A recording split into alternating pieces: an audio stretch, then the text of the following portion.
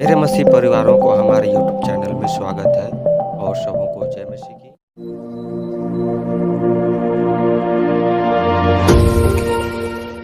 मसीह में मेरे प्रियो, आप सभी को जय मसीह की। आज का मुख्य पाठ वचन है बाइबल की 7 प्रतीक के विषय में जानेंगे। क्या आप जानते हैं बाइबल की 7 प्रतीक क्या है? अगर नहीं जानते हैं तो ध्यानपूर्वक सुने कि आखिर बाइबल की 7 प्रतीक क्या है। Strong of Jesus ministry channel का यही उद्देश्य है कि समस्त लोगों तक पहुंच सके, ताकि वे भी परमेश्वर की बातें जान सके और समझ सके। क्योंकि वचन में कहता है, परंतु मनुष्य में आत्मा तो है ही और सर्वशक्तिमान अपने ही दी हुई सांस से उन्हें समझने की शक्ति देता है। और एक वचन में कहता है कि जो परमेश्वर से होता है वह परमेश्वर की बातें सुनता है, और तुम इसलिए नहीं सुनते हो कि परमेश्वर की ओर से नहीं हो। मसीह में मेरे प्रियो, अगर आप परमेश्वर के प्रजा हैं तो इस बाइबल वचन में लिखी बातों को सुनेंगे और समझेंगे, क्योंकि पिता परमेश्वर नहीं चाहता है कि कोई भी इस बात से अनजान रहे। इन सभी बातों को आप लोगों तक पहुंचाना मेरा कर्तव्य है, क्योंकि वचन में लिखा है कि मनुष्य की आज्ञा से बढ़कर परमेश्वर का आज्ञा का पालन करना यही कर्तव्य और कर्म है। तो आइए हम बाइबल की 7 प्रतीक के विषय में जानते हैं। पहला प्रतीक लाइट। भजन संहिता की पुस्तक 119 अध्याय 105 पद में लिखा है, तेरा वचन मेरे पाँव के लिए दीपक और मेरे मार्ग के लिए उजियाले है। इसका कहने का मतलब है, जब जीवन की यात्रा में जब जिंदगी में अंधियारा आ जाता है तो परमेश्वर की वचन हमें रास्ता दिखाता है और हम अंधियारे से उजियाले में चलने लगते हैं। जब इजरायली लोग परमेश्वर से दूर चले जाते थे तो भविष्यद्वक्ता के द्वारा वचन इस्राएलियों तक पहुंचाया करते थे और मार्गदर्शन पाते थे। दूसरा प्रतीक है हथौड़ा। मसीह में मेरे प्रियो, हथौड़ा 2 प्रकार के होते हैं, एक लकड़ी के हथौड़ा और एक लोहे के हथौड़े।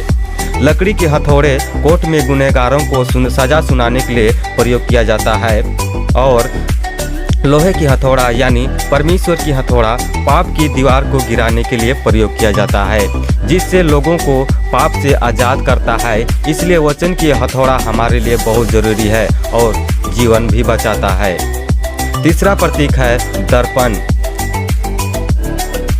याकूब की पुस्तक 1 अध्याय 23 पद में लिखा है, क्योंकि जो कोई वचन सुनने वाले हो और उस पर चलने वाला ना हो तो वह उस मनुष्य के समान है जो अपना स्वाभाविक मुंह दर्पण में दिखाता है। इसका कहने का मतलब है, दर्पण मनुष्य की बाहरी चीज़ों को दिखाता है, जैसे हम है वैसा प्रकट करता है कि हम कितना सुंदर है, जबकि परमेश्वर का दर्पण आत्मिक जीवन को प्रकट करता है, अर्थात यांत्रिक चीज़ों को प्रकट करता है। चौथा प्रतीक तलवार। इब्रानी की पुस्तक 4 अध्याय 12 पद में लिखा है, क्योंकि परमेश्वर का वचन जीवित और प्रबल और हर एक 2-धारी तलवार से भी चोखा है, और जीव और आत्मा को और गांठ और गुदे को अलग करके आर पार छेदता है और मन की भावनाओं और विचारों को जांचता है। इसका कहने का मतलब है कि तलवार का प्रयोग बड़ी युद्ध में लड़ा जाता है, लेकिन बाइबल की तलवार हमें आत्मिक युद्ध लड़ने की बातें को प्रकट करता है, अर्थात संसार की शैतान से लड़ने के लिए परमेश्वर की वचन को हासिल करना पड़ेगा, यानी परमेश्वर की तलवार को। 5वां प्रतीक है आग। यिर्मयाह की पुस्तक 23 अध्याय 29 पद में लिखा है, यहोवा की यह वाणी है कि क्या मेरा वचन आग सा नहीं है।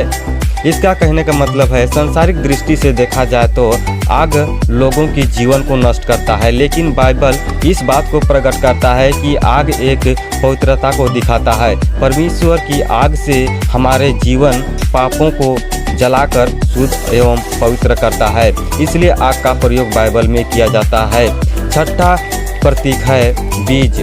पहला पत्रस 1 अध्याय 23 पद में लिखा है, क्योंकि तुमने नासमान नहीं पर अविनाशी बीज से परमेश्वर की जीवते और सदा ठहरने वाले वचन के द्वारा नया जन्म पाया है।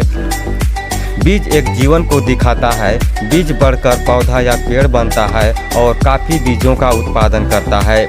यहाँ पर बीज परमेश्वर की वचन को बोला गया है। जब किसी को वचन सुनाते हैं तो उसे वचन सुनाकर छोड़ देना, उन्हें बढ़ाना परमेश्वर का काम है, किसी को जोर जबरदस्ती नहीं करना है। 7वां प्रतीक है बारिश। यशायाह की पुस्तक 55 अध्याय 10 पद में लिखा है, जिस प्रकार से वर्षा और हिम आकाश से गिरते हैं और वहाँ यूं ही लौट नहीं जाते, वरन भूमि पर पड़कर उपज उपजाते हैं, जिससे बोने वालों को बीज और खाने वालों को रोटी मिलता है। God bless you. परमेश्वर से जुड़ी ऐसे बातों को जानने के लिए strong of Jesus ministry channel को लाइक सब्सक्राइब जरूर करें। धन्यवाद।